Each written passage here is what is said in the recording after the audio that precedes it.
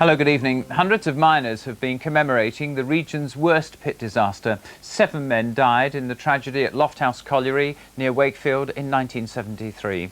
Today's ceremony has brought together once again the bereaved and those who fought for 6 days to rescue the men.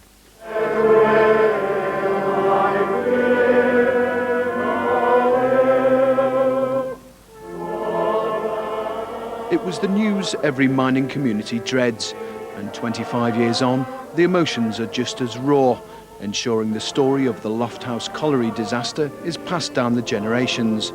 A previously unmapped mine shaft was penetrated, causing a wall of water and slurry to flood the South 9B face.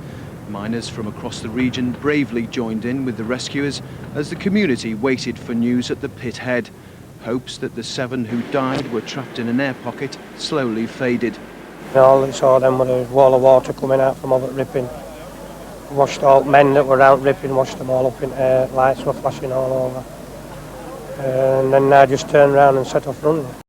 Today my plan was to show the families that we still care and think about our friends who we lost all them years ago. I mean, there's men from other pits here today, not just Loft House, and it just shows you what the mining community are all together. These proud mining families will never forget, but the memorial, which marks the area where 6 of the 7 still lie, provides a constant reminder to the outside world. Relatives and friends took to the streets today as a mark of respect for 7 men killed in a mining disaster 25 years ago. It was the culmination of a weekend of remembrance for those who died at Loft House colliery near Wakefield.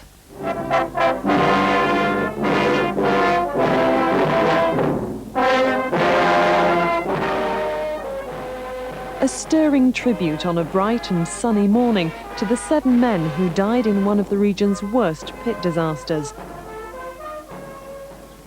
25 years ago, it was an altogether different mood as rescue teams worked around the clock to reach the men. They were trapped after water and mud burst through the coalface 1,000 feet below ground. For 6 days they tried to save them, but only 1 body was ever recovered. The painful memories may have faded, but friends and relatives today joined in a march to show they'll never be forgotten.